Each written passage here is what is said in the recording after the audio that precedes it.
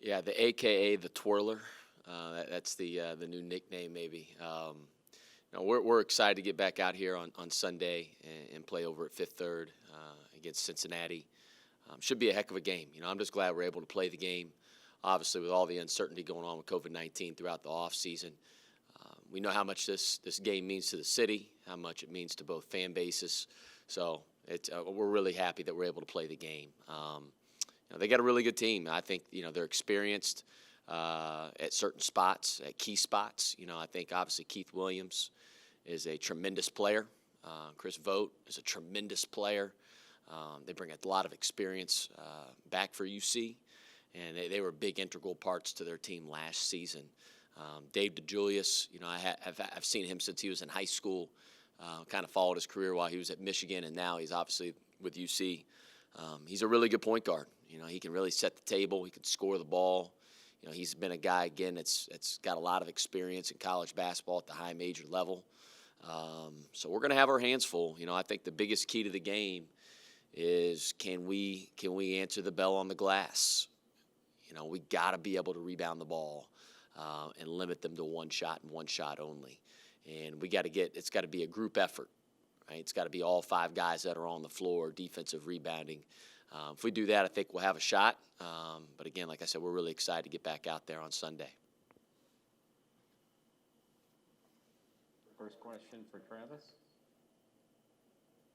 Adam? You mentioned rebounding. Are there other things in the back of your mind, other keys that you think, hey, if we can get the job done here, that will go a long way towards a Xavier win?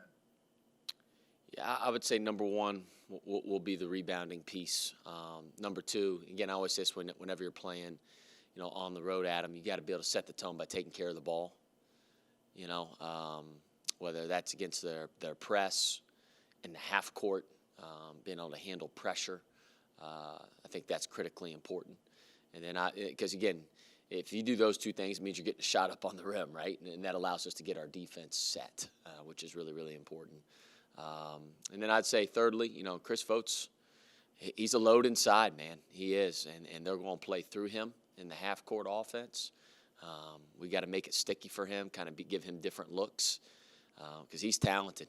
He is really talented. He's every bit of 7'1", man. I mean, he is enormous and he's skilled. So we're going to have our hands full on that end around the rim. Adam? You mentioned pressure, and last night on your radio show, you talked about, I think you said that you expect to see some full court pressure from UC on Sunday. And I'm wondering, have you guys tried to make any adjustments or improve in that area so that, you handle it better than you did against EKU? Yeah, absolutely. We have.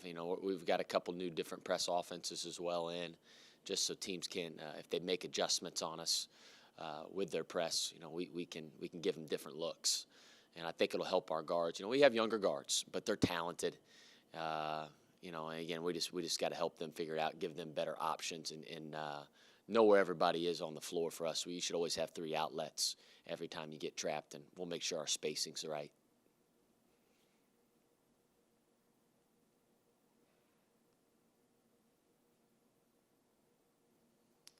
Next question. Paul Doherty. Travis, do you have any thoughts on why one city has been able to produce so consistently great programs, not only for a few years, but for decade after decade? I mean, other cities have rivalries. USC, UCLA, I guess, comes to mind, the Big Five in Philadelphia, but none are like this. And the reason, I think, is because both of these programs are almost always good. Do you know why that is? Yeah, I think, Paul, I think both universities are incredible, right? Not just, obviously, the basketball programs. But I think it's just a commitment to excellence by both universities. We're both very different. Both have been very, very successful for a long period of time.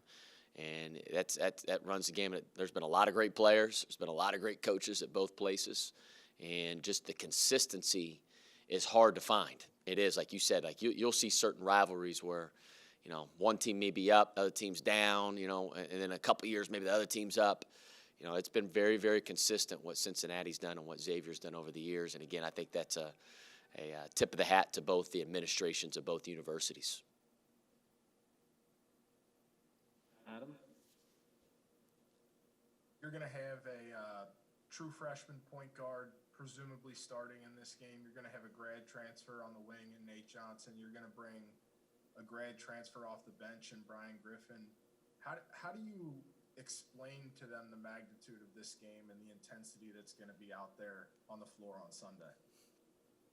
I think DeJuan Odom was actually here at the game last year when we had a chance to play Cincinnati. And so he knows. He's been here before. He's been here for one of the games.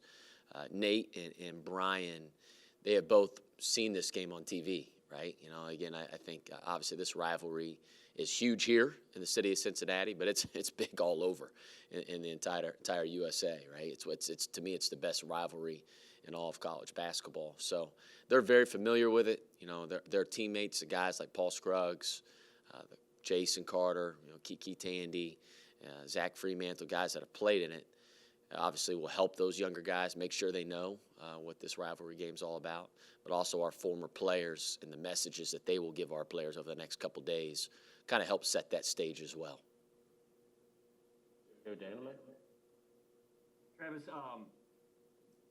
before when you were an assistant under Chris used to like to call this game a player's game. He said that over and over again, that it was a player's game. But from being around this for as long as I have, it tends to lend the personality of the coaches on the games to it. How the coaches approach this game. Some coaches approach it different than others.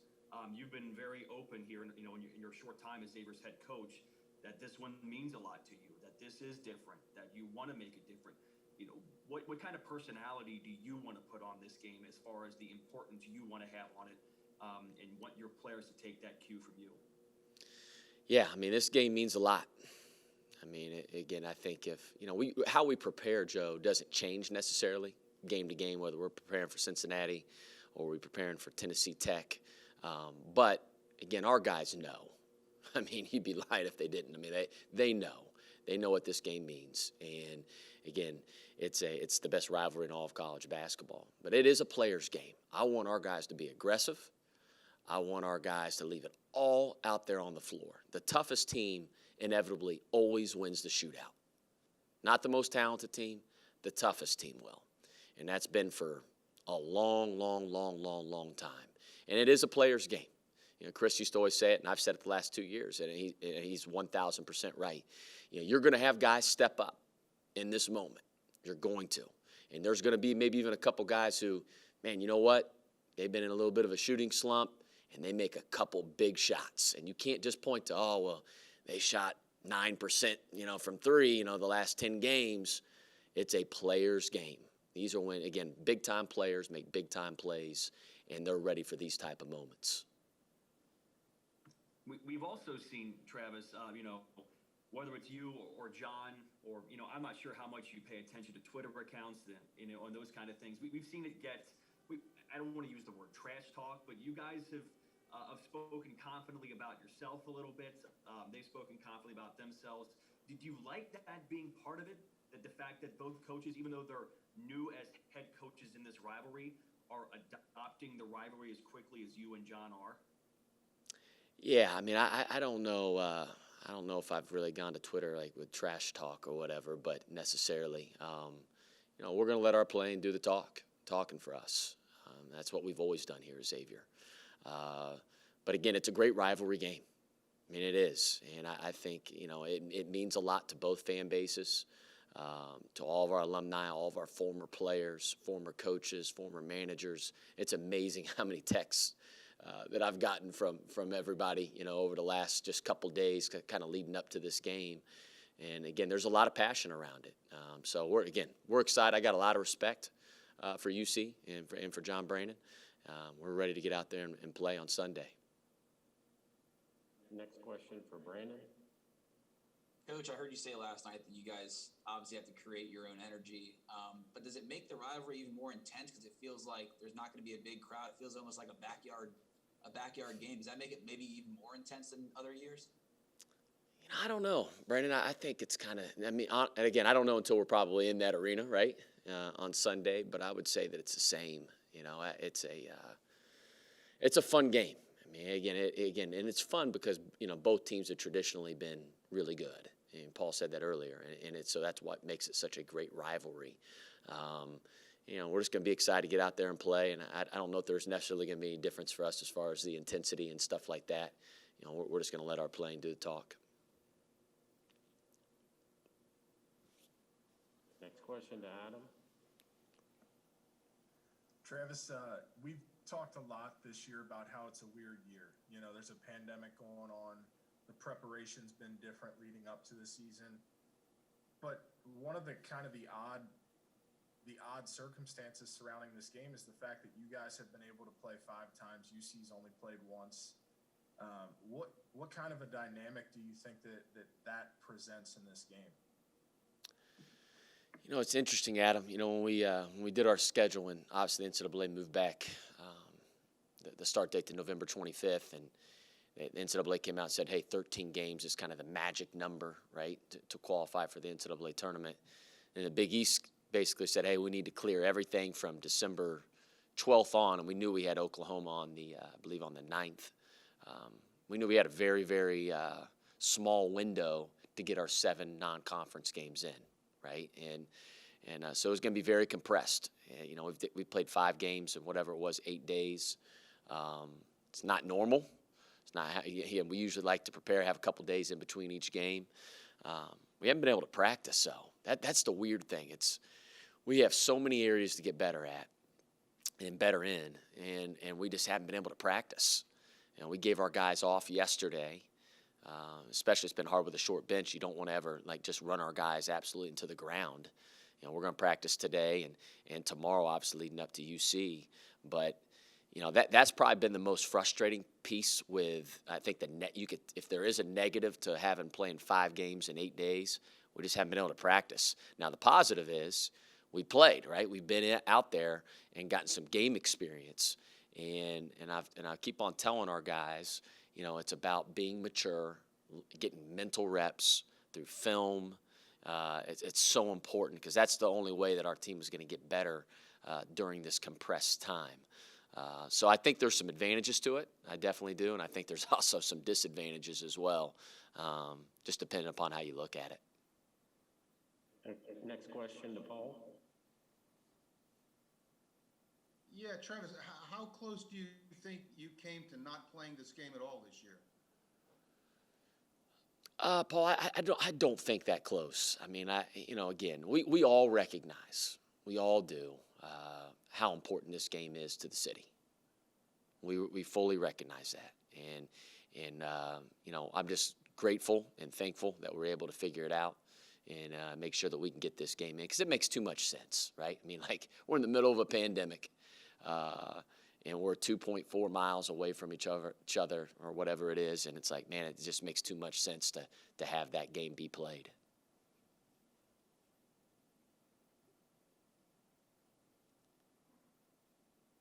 Joe?